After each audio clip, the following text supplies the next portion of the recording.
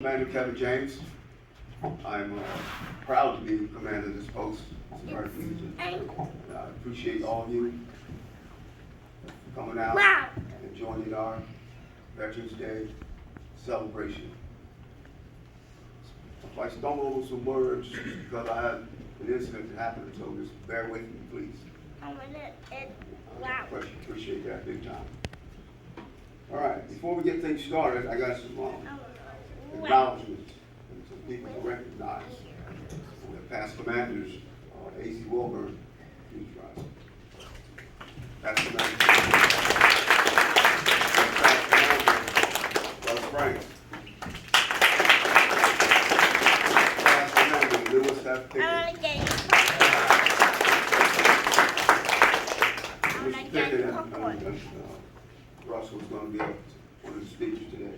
So we get to hear from them as well. Thank you.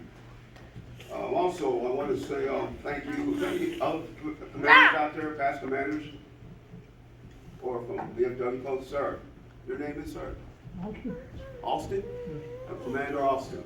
Thank you, sir. I believe we have the Mayor Tompkins out there elected. Mayor-elect. Congratulations, sir.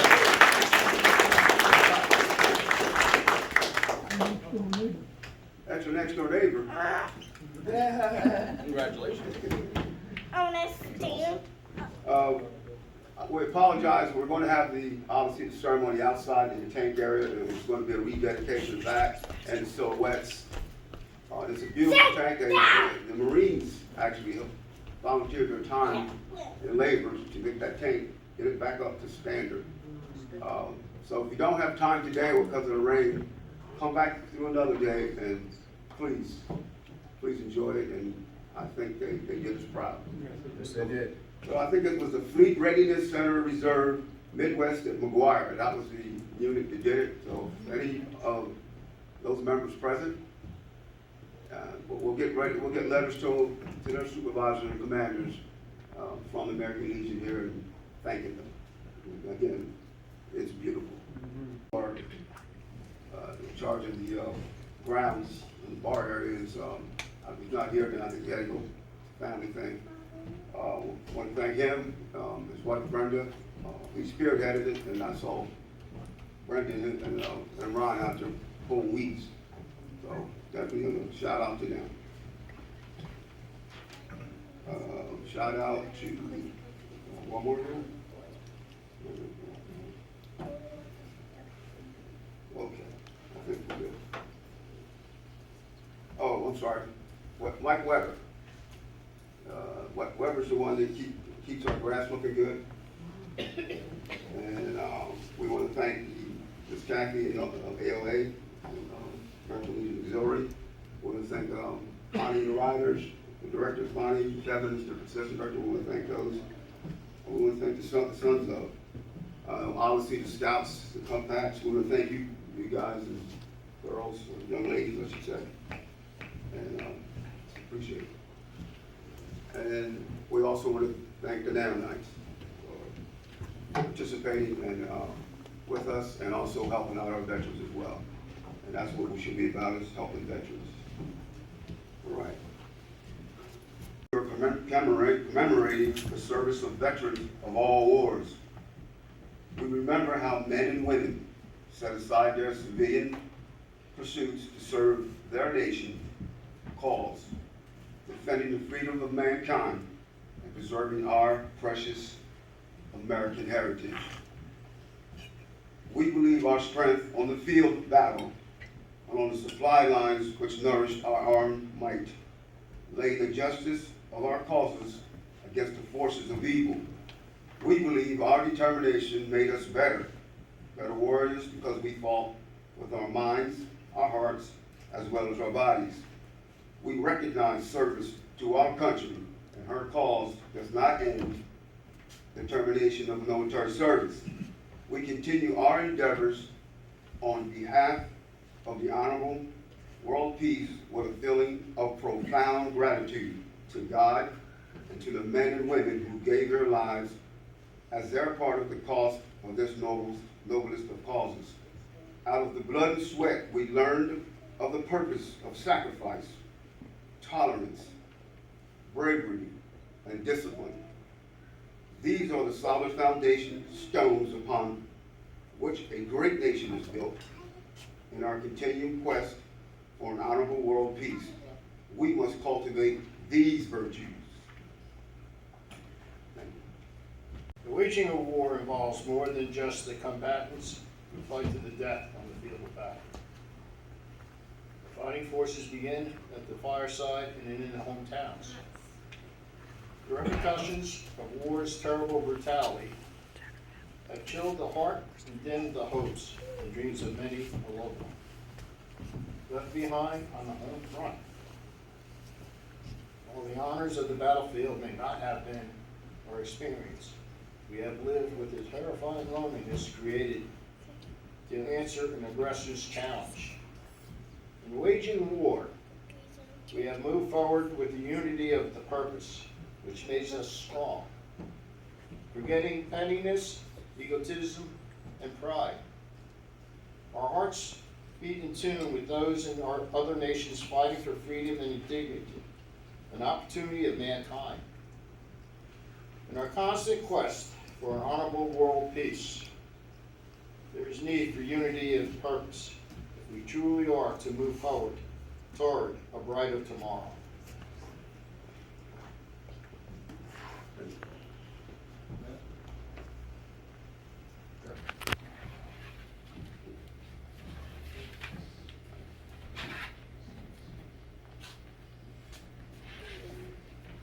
I'm the junior vice here. I'm also the finance officer. My name is Cher Abbott James. Let us honor those who in public service seek not how I'm gonna put they may secure the nation, but how much they can give. Let us honor those who devote their lives to the education which will lead our children the put the leaf on to live the fire. and laugh and learn and love as we only dreamed of doing. Let us honor those veterans who carry into ordinary affairs of life a noble idealism and sincere capacity for self-devotion. Let us transfer the devotion of war into devotion of peace. Let us live as well as die for this country. It hurts of war fall alike upon those who wear the same uniform, no matter how they may differ in race, creed, culture, or gender. Those who fight together suffer together to achieve the common aim. In the similarity of the battle dress, there's a common denominator. The common denominator, the purpose, is sharing of danger and suffering, which brings in time of war a tolerance which aids strength to the cause. As we put aside the brown and the blue and the green fabrics that made us one people on battlefields, we can hold in our minds that tolerance we have achieved. In tolerance, there's progress toward a better and a happier and safer world. Thank you.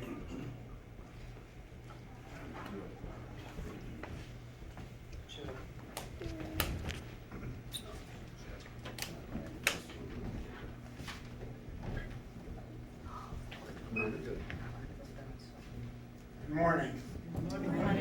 I'm Russell Franks, past post commander and current county commander for Burlington County.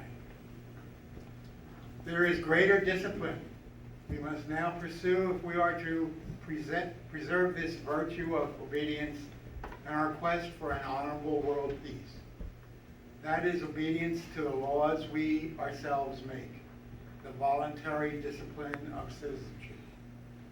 Under our system of government, we may change the laws by majority rule.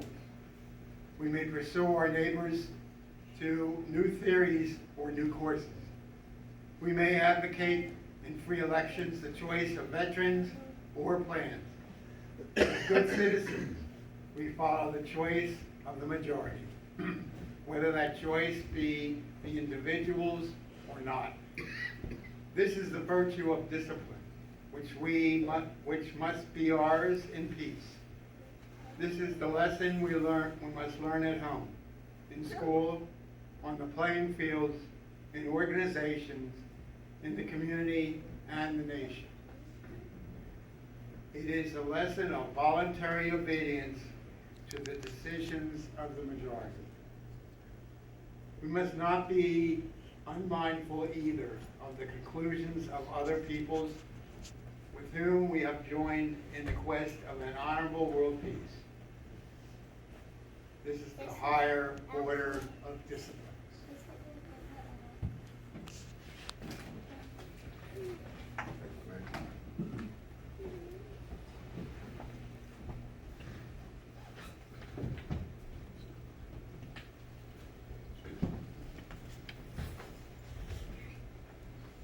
My name is Kathy Ulbrich. I am the post auxiliary president.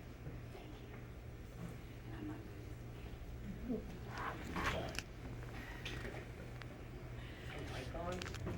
If there be glory in war, it is the almost incredible spirit which is engendered. Those who offer their lives sacrifice their all with magnificent abandon. Heroism becomes contagious. Yet too in warfare, greed and brutality are epidemic. Too often it is these latter which persist in the peace that follows. Let us strive to see the same spirit of self-interest is cultivated in peace as it has been exhibited in war.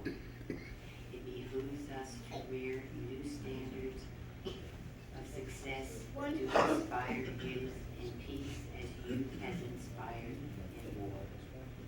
Public honor must be given where public honor is due, not to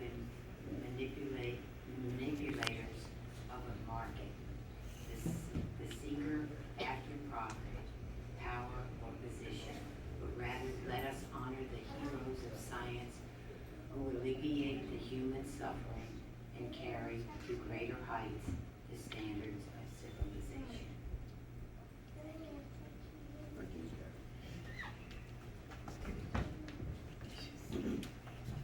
In times of peace, we can use the ennobling virtues of war, put behind us in its ugliness and suffering. In peace, we shall go forward together to scale the new heights of achievement and unity of purpose and sacrifice for the common good, and tolerance for those of a different faith and creeds, and bravery to fight for social and economic gains. And in the discipline of good citizenship, we shall move forward in the sight of God as a strong nation in a peaceful world. Thank you.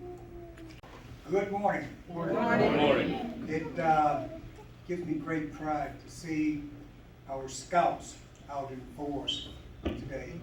Can everybody hear me? Yes. Okay. Sitting there, I recall two of my kids in the same position that you are. Today, Colonel Pickett and Captain Pickett is still on duty in Connecticut. And where you guys starting today is not the end. Never be satisfied where you're at. Never be satisfied with the position that you have. And I say that to you because you represent our future leaders. You are our future. And I'm, again, proud to see you here. I just want to mention a few of the outstanding Legionnaires and veterans that influenced my life. Judge James A. Lineberger. He's no longer with us. He retired colonel and went on to become a district judge over in Philadelphia. That gives me great pride that the first female officer, Cheryl James Abbott, is here. And it's about time. Clyde Baker, veteran of World War II, career in Vietnam.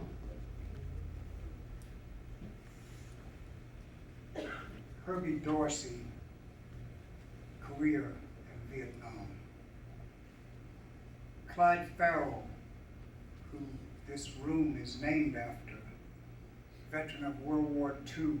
He was one of the members of the D-Day invasion that scaled the cliffs of Normandy.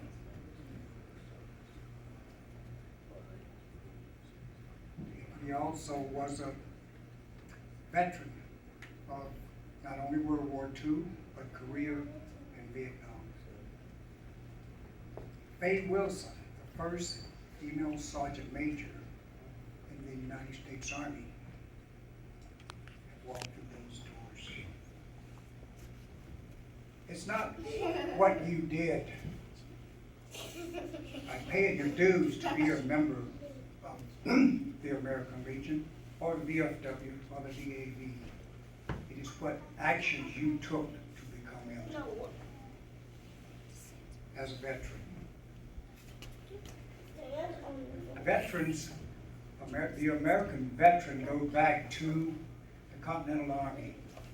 The oldest veteran organization still exists in Massachusetts. It is called the Society of Cincinnati, named after the Roman soldier Cincinnatus.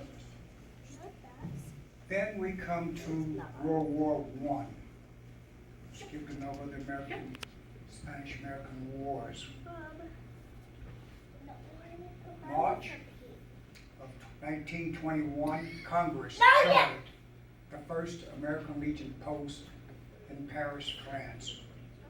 Now, why did this organization spring up was because, remember, in force, you get heard and action taken more when you're in force.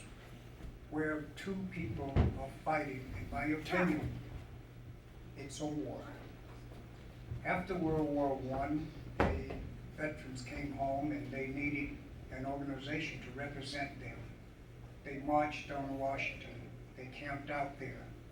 They faced gunfire issued by General Douglas MacArthur, who was the chief of staff at that time.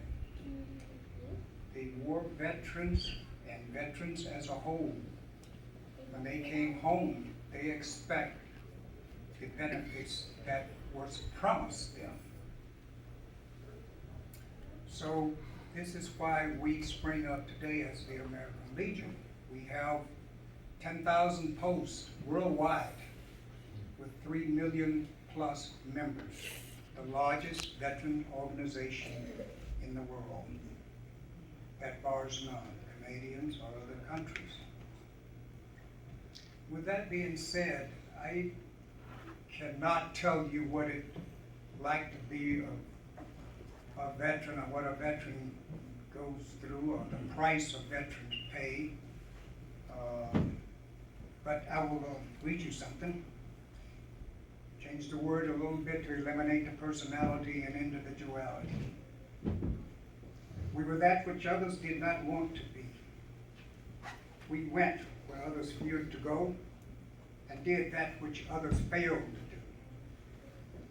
We asked nothing from those who gave nothing and reluctantly accepted the thought of eternal loneliness should we fail. We have seen the face of terror, felt the stinging cold of fear, enjoyed the sweet taste of a woman's love. We have cried, pained, and hoped, but most of all, we have lived times that others would say were best forgotten. At least today, we are able to say that we are proud of what we are, a veteran. Thank you, God bless you. And also things that other young people just wouldn't be bothered with. I was presented with this gorgeous red rose, and I want to recognize the young man that did it. Vincent, will you stand up? This is Vincent.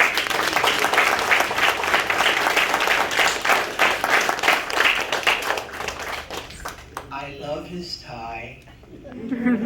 He represents what we're about and what we're trying to get out of young people. Not a rose, but being here, being with us, trying to learn. Vincent, thank you so much. You have no idea what this means to me. Thank you.